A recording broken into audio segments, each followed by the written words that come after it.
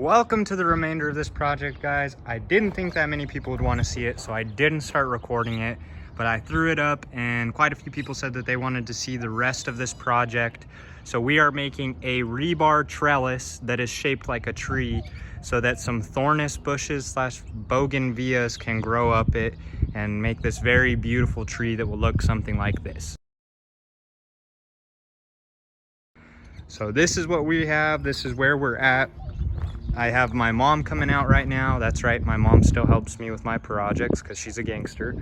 We're going to hoist this ring up into place. She's gonna hold one side and I'm going to tack the other, and then I'm going to come around and tack the other side, and then we can weld the rest of the legs that are on there. There's 16 legs total. There's 8 on it already and the other 8 are down here and ready to go. And this is the current shape that we have. So when I did this, I took it and I laid it down sideways on these 2 sawhorses here, and I did 4 legs attached to this bottom ring as well as the narrow center ring. And then from there, I tack welded all of them, stood it up into place, and then I added my other legs and then my last ring up top.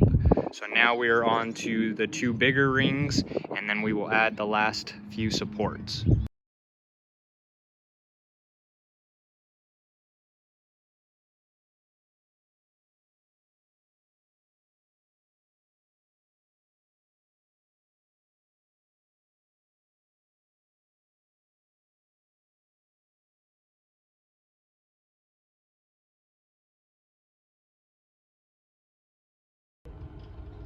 All right, she's all tacked into place. I'm gonna go ahead and touch up the rest of those welds best I can, as well as go ahead and touch these up while I'm up on the ladder. And then I am going to add a secondary support ring in the center, and then we'll start feeding the legs up and through to start tacking those into place. The main reason I don't want to put this center cap on just yet is because it is almost a 16-foot diameter, and as you can see, it is going to span almost the entire distance around. So I want to make sure that all the legs and support are in place and welded before we put that top cap on.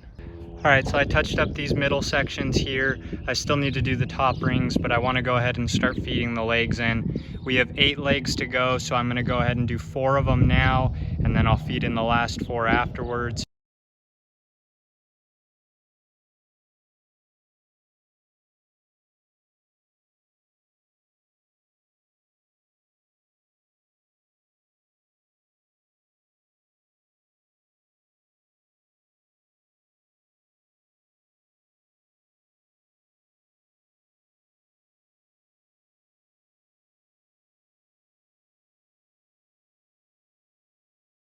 So I tacked everything, and then I ended up going ahead and just finishing most of those joints off. There still are a couple that need to be touched, but we'll get to that when we do. We are on to our last 4 legs and then the crown cap that goes on the very top. However, I ran out of flux again, which seems to be the common denominator here, but we're gonna run to Home Depot and grab some flux, and then when I come back, we'll get those last 4 legs fed in.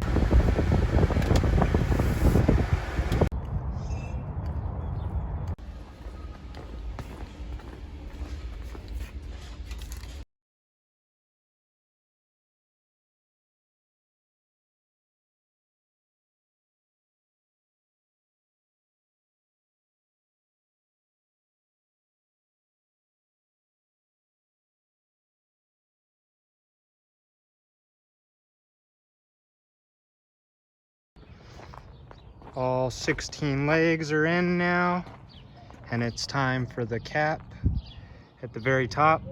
So I'm gonna set up and let you guys watch us try and struggle getting it on there. I haven't really thought about a feasible way.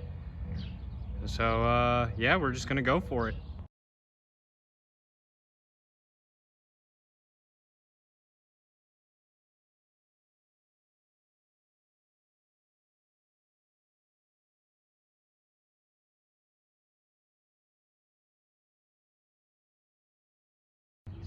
The last ring is on there and ready to be welded into place.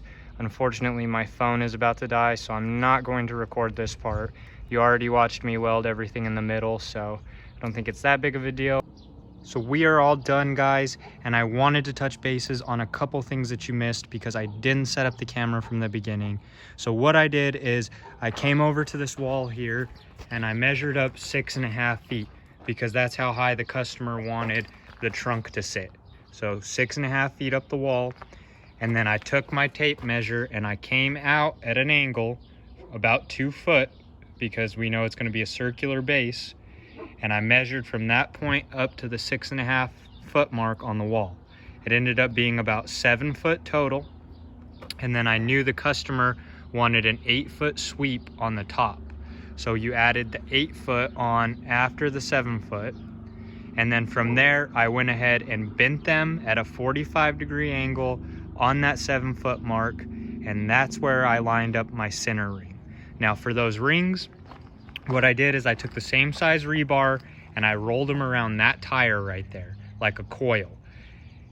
You can get pretty much any tightness like that. You just have to either pull the slack tighter and weld it while you're holding it, or you take it and take the coil and you unroll it outwards. And piece by piece, if this is the piece that was coiled up around it like this, you would take the coil and you stretch it back out just like this, and you just keep going and keep going, and you just keep working it back out, and you can even get a circumference like that. The 16-foot one, what I did is I welded 2 sticks together. It was about 20 foot, and then I went ahead and bent it into shape around the tire, and then unrolled the whole spool and stretched it back out to 16 foot, and then I trimmed off the extra.